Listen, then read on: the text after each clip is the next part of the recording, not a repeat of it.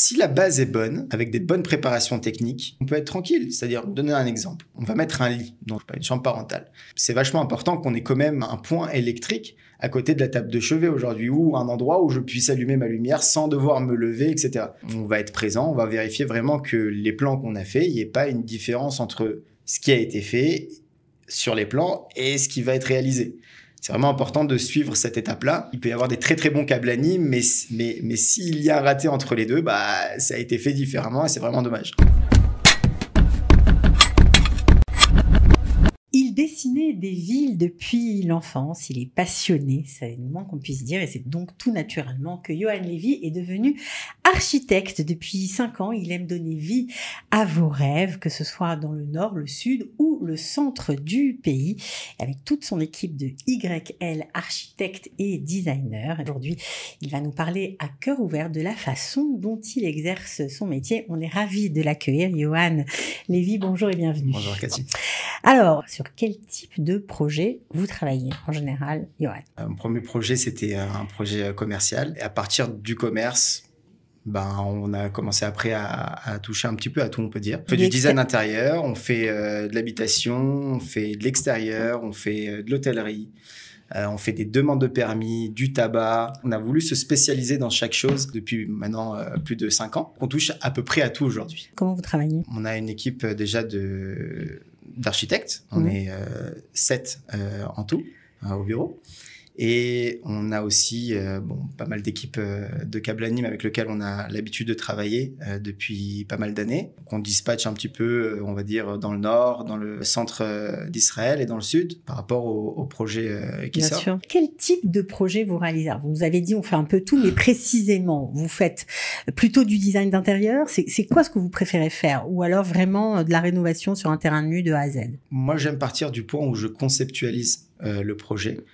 On travaille sur plus de 20 projets simultanés aujourd'hui.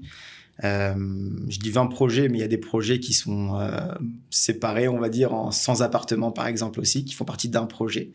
On travaille aussi avec des Chinoyers d'Ayarim. En fait, c'est une personne qui acquiert un bien et juste avant de recevoir son bien qui est construit, il a la possibilité de parler à une marlaka qui s'appelle Chinoyers d'Ayarim, de pouvoir faire des changements dans son appartement avant même qu'il soit construit et adapté à ses besoins.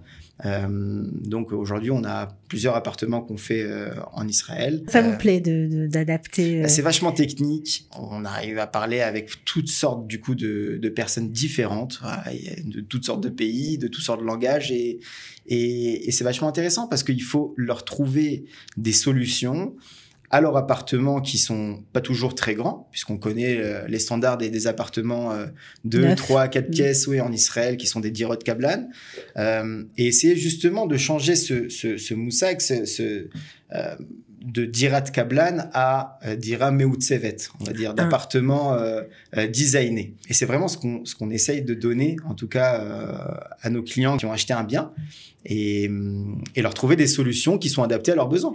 Est-ce que vous travaillez, j'imagine, par étapes? Vous n'arrivez pas comme ça au résultat final. Est-ce que ces étapes-là sont importantes dans votre processus, dans votre relation avec le client? En fait, on travaille sous forme de 4 étapes que j'ai mis en point, que je trouve qui sont fondamentales pour le projet. La première, c'est la conceptualisation du projet. Que ce soit pour un projet neuf, n'importe quel projet. Il est divisé en 4 étapes. Après, bien sûr que dans chaque étape, il y aura plus d'étapes par rapport à la taille du projet. Mais il y a 4 étapes. La première, donc, c'est la conceptualisation du projet.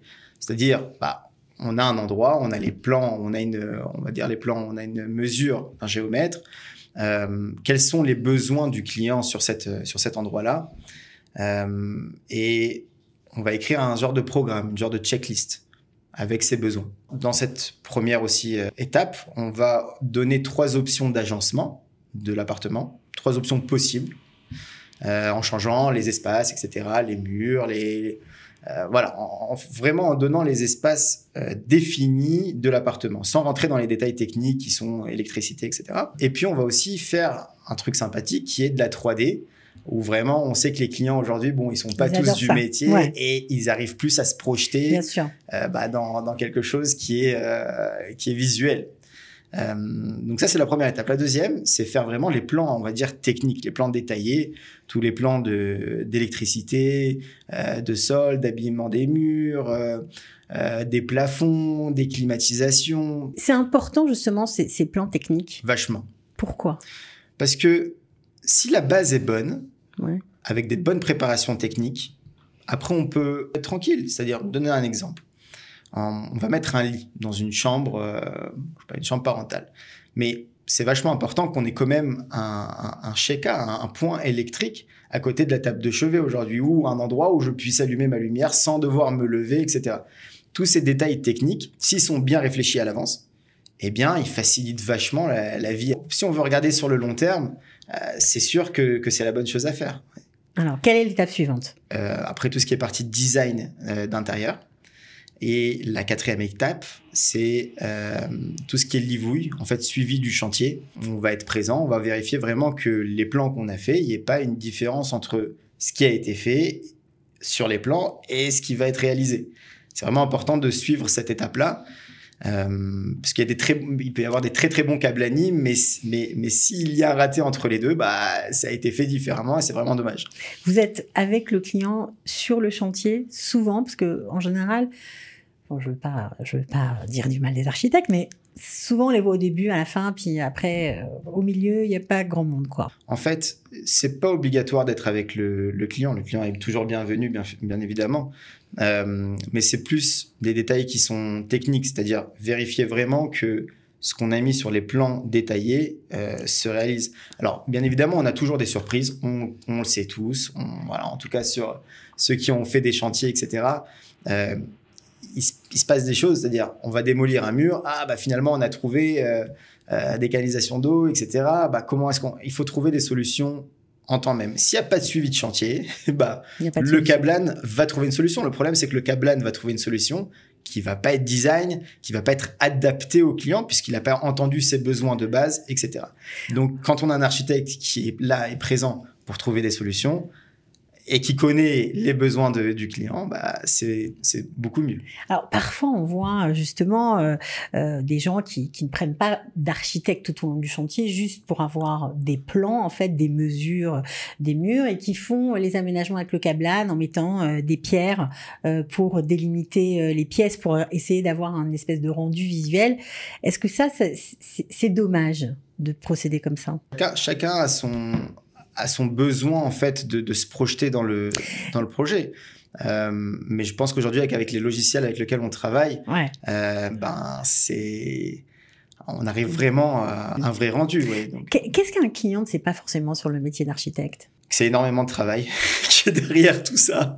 C'est beaucoup de temps, c'est beaucoup de prise de décision, c'est beaucoup de délai sur lequel il faut s'y mettre parce qu'on peut faire le plus beau projet du monde, mais si ça prend 10 ans, ça nous saoule, quoi. Ouais. On n'a pas envie de le faire. Bien sûr. Donc il faut savoir en fait vraiment prendre des décisions et être géré, on va dire, par un architecte qui connaît le métier, c'est-à-dire pas prendre des décisions à l'aveugle sur on ne sait pas ce qui va se passer si on prend telle décision, comment ça va impacter sur le reste du système, mais parler avec quelqu'un du métier. Comment vous prenez une bonne décision, par exemple, en tant qu'architecte? C'est-à-dire que d'abord, je me consulte. Je me consulte avec maximum 3 personnes, mais 3 personnes qui sont mumrim. Je les appelle experts du domaine. Ça peut être un Cablan, ça peut être un autre architecte, mon équipe, etc. Et puis ça peut être un fournisseur ou un consultant qui connaît les besoins, etc., les détails techniques qui vont faire en sorte que... Bien évidemment, il faut analyser le problème aussi. Bien sûr. Ça, c'est de base, analyser le problème et savoir aussi qu'est-ce qui est must et qu'est-ce qui ne l'est pas. Qu'est-ce qu'on a vraiment besoin, où on ne peut pas se séparer, et qu'est-ce qu'on peut dire que, bon, c'est quelque chose qu'on aurait aimé l'avoir, mais bon, si on l'a pas, c'est pas grave. C'est-à-dire, on donne un exemple, j'ai 3 enfants, je voudrais vraiment avoir des chambres séparées pour chaque enfant dans mon appartement et pas que les enfants dorment ensemble. Ça peut être une demande. Okay. Eh bien, ça, c'est le must. C'est-à-dire, quoi qu'il se passe, il faut trouver ces solutions-là. Avoir la chambre qui est peinte en bleu ou un lit qui est double, etc. C'est moins obligé. C'est-à-dire, c'est moins quelque chose sur lequel on va on va rester et se dire que quoi qu'il se passe, il faut voilà, prendre cette décision-là.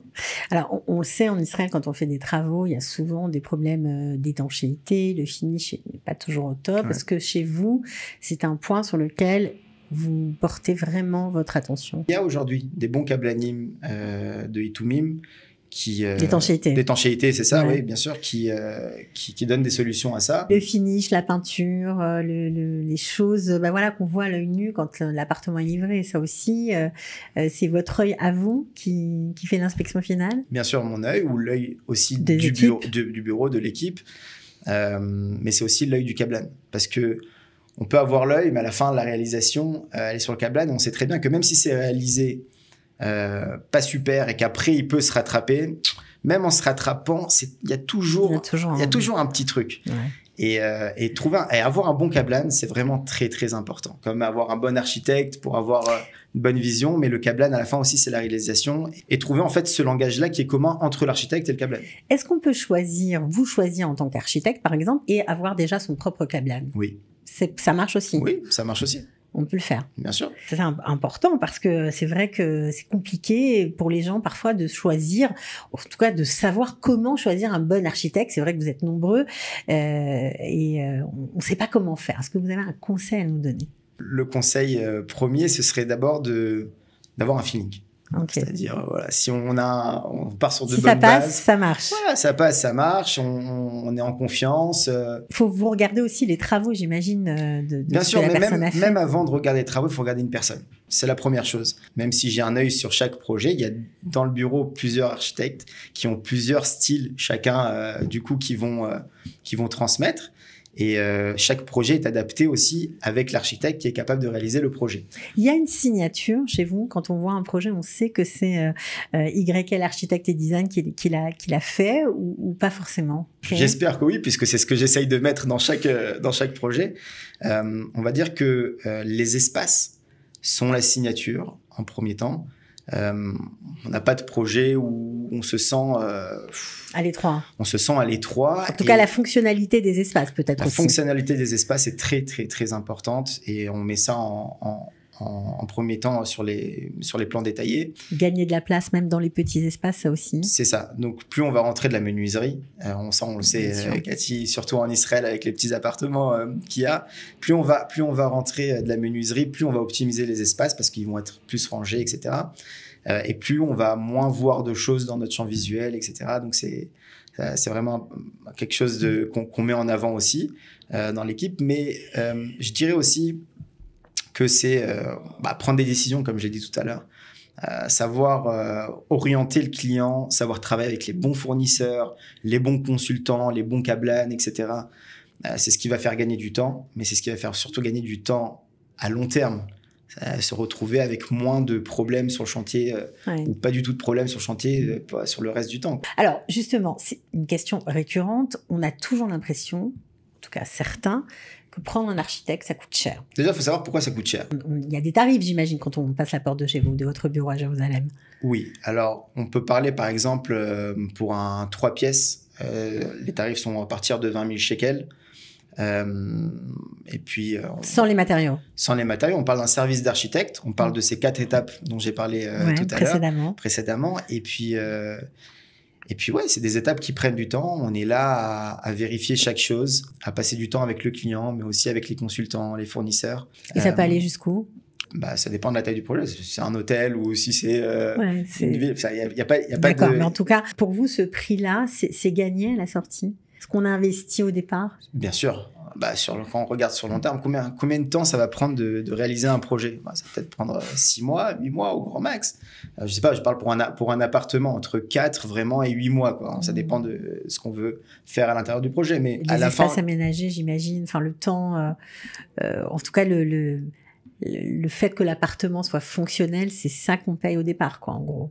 Oui, puisqu'après, on va vivre dans cet appartement pendant quelques années. Je parle pas en mois, mais je parle pendant quelques années. Et chaque matin, se lever en sachant que il y a le bouton qui est juste à côté de moi pour pouvoir ouvrir les rideaux ou les trissines, etc.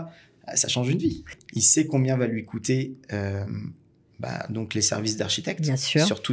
Sur les 4 étapes dont j'ai parlé. On peut choisir une étape ou pas l'autre. Concernant la valeur du projet en totalité, combien est-ce que ça va lui coûter avec le câblage et les consultants, etc. Eh bien oui, on peut déjà donner une valeur à la deuxième étape, qui est à la fin des plans détaillés. Parce qu'à la fin des plans détaillés, on va faire un devis quantitatif et des appels d'offres que nous-mêmes faisons avec plusieurs câbles animes avec lesquels on travaille aujourd'hui. Et bien évidemment, si le client a d'autres personnes avec qui il voudrait qu'on le fasse, encore mieux. En général, on fait jusqu'à 3 câbles animes. On vérifie les prix. On vérifie les prix. On peut, chacun, il est un peu plus cher sur la peinture, mais l'autre, il est un peu plus cher sur la démolition. Bon, bref, et chacun, on voit par rapport à ça. Mais à la fin, ça nous permet d'avoir vraiment à 85% près combien va me coûter cette histoire. C'est important pour les gens. Est-ce que on peut dire que vous faites de la veille concernant le design par rapport à ce qui se passe en Europe, par rapport aux tendances actuelles? Toujours, obligé. Déjà, il faut savoir que je pars plus de 2 fois en dehors d'Israël pour aller voir des tarourot, notamment à Milan, des expositions, notamment à Milan et à Paris. Donc, on est toujours dans l'innovation. Pour voir ce qui se fait, c'est important. Voir ce qui se fait, bien sûr. En technologie, mais aussi en meubles et aussi en design. C'est du matériel. On sait qu'il n'y a pas de fin au matériel. Donc, il faut toujours pouvoir suivre et avoir un œil dessus. Et aussi, surtout, avoir toujours les bons contacts. J'imagine que ça donne peut-être des solutions, le fait d'être au courant des nouveautés, de ce qui se passe pour des clients qui ne savent pas trop comment se dépêtrer avec leur appartement. Plus on enrichit nos connaissances, plus on a des facilités à trouver des solutions. Bien sûr, j'imagine. Alors, quel est le projet qui vous a le plus rendu fier de votre travail? Moi, ce que j'aime vraiment voir dans chaque projet, c'est que, il y a eu une base et qu'on s'est jamais éloigné de la base. C'est-à-dire à l'attente des clients, ça a toujours été proche et même encore plus que ce qu'ils imaginaient. Et chaque projet à la fin est différent. Il n'y a pas 2 projets les mêmes. Mais voir tout le talir, de là où on est parti et de là où on arrive, et passer tout ce chemin-là ensemble, bien c'est ça que j'aime en fait. C'est ça que j'aime voir sur le projet et voir qu'à la fin il est vraiment réalisé et qu'il est adapté au client. C'est ça, être adapté au client, parce que parfois on peut se dire, justement, j'ai une patte particulière, je fais un peu comme j'ai envie, mais vous, c'est pas le cas. Vous faites vraiment la volonté des gens qui viennent vous voir. Alors oui, c'est important de savoir écouter le client, partir sur ces bases-là, c'est vraiment un conseil que je peux donner à tous les architectes déjà. Et bien sûr, réaliser ce que le client attendait et même voir plus. Parce qu'on a dû savoir aujourd'hui que le client peut-être n'a pas dans ce domaine, et donc on peut l'orienter vers d'autres innovations et d'autres choses qu'il n'avait pas pris en compte avant, où il se dit c'est génial. Et éviter les erreurs. Bien sûr. Ça c'est sûr, j'imagine. La place de la cuisine, la place des toilettes, que ce soit pas dans le salon. J'imagine que ce genre de choses, c'est ce que vous faites aussi avec vos clients. Alors, juste pour finir, quel conseil vous donneriez à quelqu'un qui doit se lancer dans une rénovation ou même construire à partir de rien sa maison? En premier temps, appeler un architecte, demander conseil, faire une guichat Yehutz, on dit un rendez-vous une consultation.